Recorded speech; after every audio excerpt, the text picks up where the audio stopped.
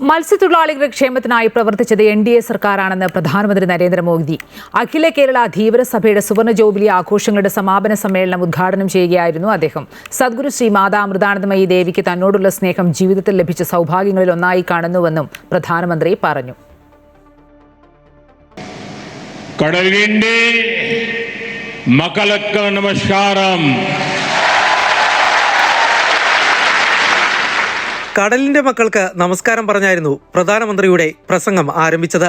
തന്നെ സംബന്ധിച്ചിടത്തോളം ജനങ്ങളാണ് ഈശ്വരൻ. ജനങ്ങളുടെ അനുഗ്രഹം തേടാനാണ് താൻ എത്തിയതെന്നും ധീവരസഭ സുവർണ ജൂബിലിയുടെ സമാപന സമ്മേളനം ഉദ്ഘാടനം ചെയ്ത് പ്രധാനമന്ത്രി പറഞ്ഞു. നദിയെയും സമുദ്രത്തെയും മറ്റുള്ളവർ വെറും വിഭവമായി കാണുമ്പോൾ ധീവരസഭയിലെ അംഗങ്ങൾ അതിനെ അമ്മയായി കാണുന്നു.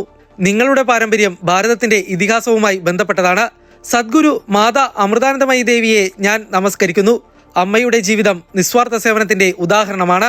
അമ്മയ്ക്ക് തന്നോടുള്ള സ്നേഹം ജീവിതത്തിൽ തനിക്ക് ലഭിച്ച സൗഭാഗ്യങ്ങളിൽ ഒന്നായി കാണുന്നുവെന്നും നരേന്ദ്രമോദി പറഞ്ഞു. കേരളം के इतिहास में सामाजिक परिवर्तन की पवित्र भूमि रही है. पंडित करुप्पन के नेतृत्व में यहीं से सम्मान और समानता की आवाजें उठी थी.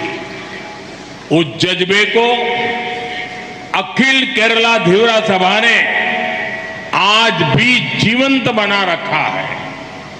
मैं इस अवसर पर माता अमृतानंदमयी जी को भी नमन करूंगा.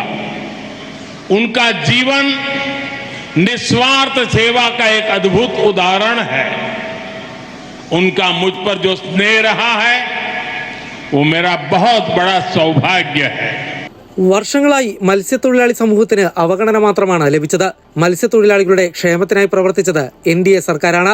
ഈ സർക്കാർ മത്സ്യത്തൊഴിലാളികൾക്കായി പ്രത്യേക മന്ത്രാലയമുണ്ടാക്കി.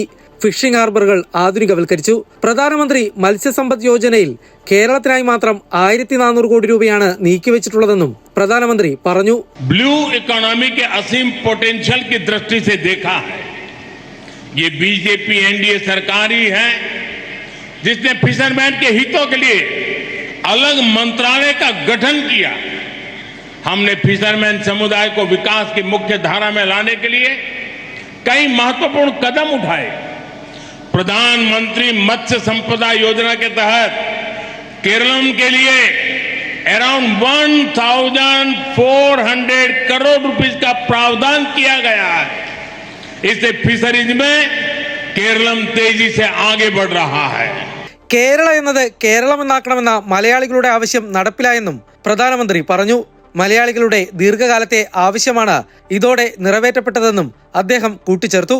അമൃത ന്യൂസ്, കൊച്ചി.